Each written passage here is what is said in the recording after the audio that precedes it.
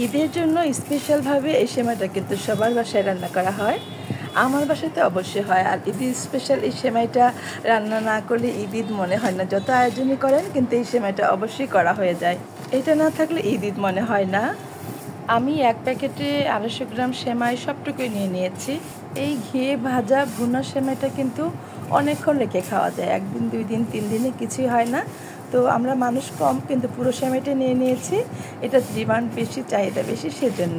তো আমি সেমাইটাকে ভালো করে ভেঙে নিয়েছিলাম। ভালো করে ভেঙে নিয়ে তারপরে আমি চুলায় দিয়েছি। তো এটাকে গুঁড়ো করে রান্না করলে ভালো হয়। বড় বড় থাকলে এটা ছিটকে যায়। তো আপনারা চেষ্টা করবেন এটাকে হাতেই প্যাকেটের মধ্যে ভেঙে নিয়ে তারপরে রান্না করার জন্য। আসসালামু আলাইকুম বন্ধুরা, আপনারা যেখান থেকে দেখছেন সবাইকে অনেক অনেক ভালোবাসা দিয়ে চলে যাচ্ছি মূল রেসিপিতে। সেমাইটা আমি পুরোপুরি ভেঙে নিয়েছি। নিয়েছি এই কাজু বাদাম, পেস্তা বাদাম, কাঠবাদাম আর 1 মুঠ পরিমাণ কিশমিশ, একটা নারকেল অর্ধেকটা কুড়ানো। সেমাইটা দেখেন আমি কি পরিমাণ করে ভেঙেছি। এটা কিন্তু ভাঙলে ভালোই লাগে, এই প্যাকেটের মধ্যে ভাঙতে খুব ভালো লাগে। আর এই যে একটা নারকেলের অর্ধেকটা কুড়ানো নিয়েছিলাম আর বাদামগুলো আমি কেটে নিয়েছি। এখানে পেস্তা বাদাম একটু বাড়িয়ে দিলাম আর কিশমিশটা একটু বাড়িয়ে দিলাম। ঘি দিয়ে দিলাম প্যানের মধ্যে, আমি 2 টেবিল চামচের মতো ঘি দিয়েই রান্না করব। আর ঘিয়ের স্মেলটা এই সেমাইটাকে অনেক মজাদার, অনেক টেস্টি করে। এই আমার চুলার ফ্লেমটা মিডিয়াম টু লো আঁচে আছে। আমি এটাকে ভেজে নেব, বাদামটা আর কিশমিশটাকে ভেজে নেব। কিশমিশটা যখন ফুলে ফুলে একেবারে গোল হয়ে যাবে তখন বুঝে নেবেন আপনার সব কিছু ভাজা হয়ে গেছে।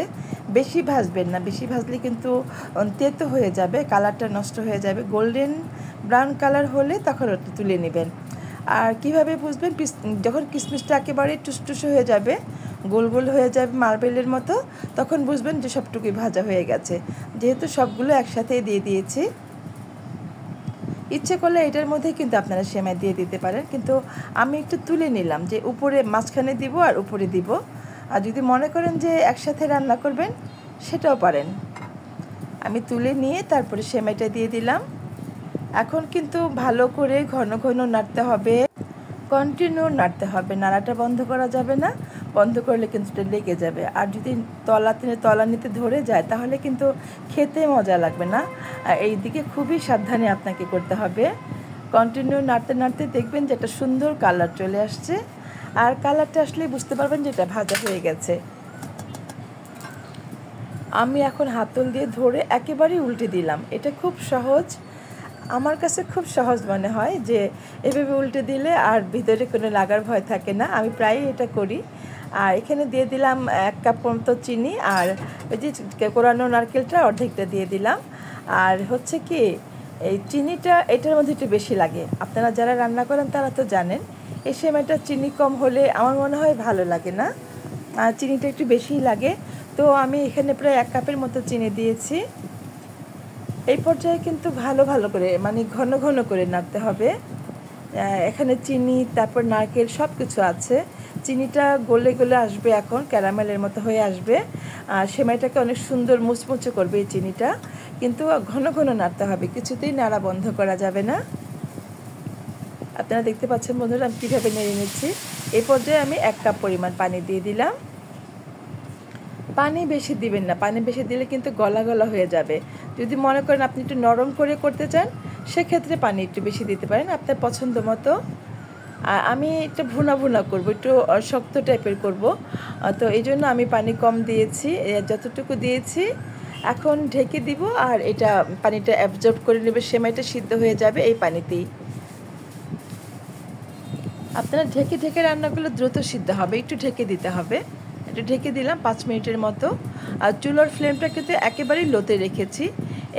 এই সেমাই রান্না করার সময় চুলার ফ্লেম কিছুতেই বাড়ানো যাবে না, এতে করে সেমাইটা তলানিতে ধরে যাবে আর টেস্ট নষ্ট হয়ে যাবে ধরে গেলে। খুব সাবধানে রান্না করতে হয়, কাছে থেকে রান্না করতে হয়।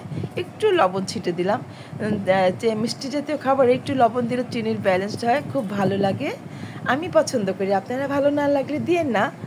একটু 1 চিমটি লবণ দিয়েছি, বেশি না কিন্তু। আর একটু এলাচ গুঁড়ো দিলাম, এলাচটা আমার নিজের হাতেই গুঁড়ো করা ছিল। এলাচ দারচিনি এগুলো আমি গুঁড়ো করে রাখি, কখনো কখনো কোনো রান্নায় গুঁড়োটা খুব দরকার হয়। আজকে আমি কিন্তু দেখেছিলাম আমি এলাচ আস্তটা দিইনি। আমার বাবু সেমাইতে এলাচ খুবই পছন্দ করে না। মাঝে মাঝে মনে থাকলে তুলে ফেলি, মনে না থাকলে না তুললে তো সে মানে বলে যে এটা কেন দিয়েছো, বুঝতে পারেন এটা কেন দিয়েছি। আর এটা না দিলে কিন্তু টেস্টি হয় না। এলাচের যে সুগন্ধ, এটা আমার খুব ভালো লাগে। আমি আরেকটু ঢেকে দিব, বেশি না, 2-3 মিনিটের মধ্যে। দেখেন ঘাম উঠেছে, এটা হয়ে গেছে। আপনারা বুঝতেই পারছেন, দেখেন কি সুন্দর সিদ্ধ হয়ে গেছে। এখন আমি ভাজা বাদামটা অর্ধেকটা দিয়ে দিলাম। এখন নাড়ে চেড়ে এটাকে একটু মিশিয়ে নিতে হবে। বাকি অর্ধেকটা আমি গার্নিশের জন্য রেখে দিব। বাদামে যে ভাজা সুগন্ধ, এটা কিন্তু খুবই ভালো লাগে। যারা ভেজে রান্না করেন তারা জানেন। কাঁচাও ইচ্ছে করলে দিতে পারেন। আপনি যদি মনে করেন যে ভেজে দিবেন না, কাঁচা দিবেন, সেটাও দিতে পারেন। নামিয়ে নিচ্ছি, ফাইনাল লুকটা দেখেন। আর কত সুন্দর কালার কিন্তু দিতে হয় না। একটু যদি ঘন ঘন করে ভাজেন তাহলে সেক্ষেত্রে কালার না দিলেও পারেন। আর যদি আপনার সেমাইটা একটু সাদা সাদা হয়, সেক্ষেত্রে একটু জর্দার কালার বা একটু স্যাফরনের কালার দিতে পারেন। আমার কালারটা কিন্তু সেমাইয়ের সুন্দর হয়েছে, একটু লালচে লালচে হয়েছে, আমার কালার দিতে হয়নি। নামিয়ে নিলাম। এখন আমি গুঁড়ো করা বাকি যে সেমাই কিশমিশটা ছিল ভাজা, সেটা দিয়ে দিলাম। এটার যে স্মেল, এটার যে ফ্লেভার অনেক সুন্দর। তো আপনারা এইভাবে করে খাবেন, করে খেয়ে আমাকে ছোট্ট করে কমেন্ট করে বলবেন কেমন হয়েছিল। বন্ধুরা, যারা আপনারা দেখছেন, আমার পাশে আছেন, ভালো লাগলে ভিডিওটি অবশ্যই শেয়ার করে রাখবেন, একটু লাইক কমেন্ট করে দিবেন।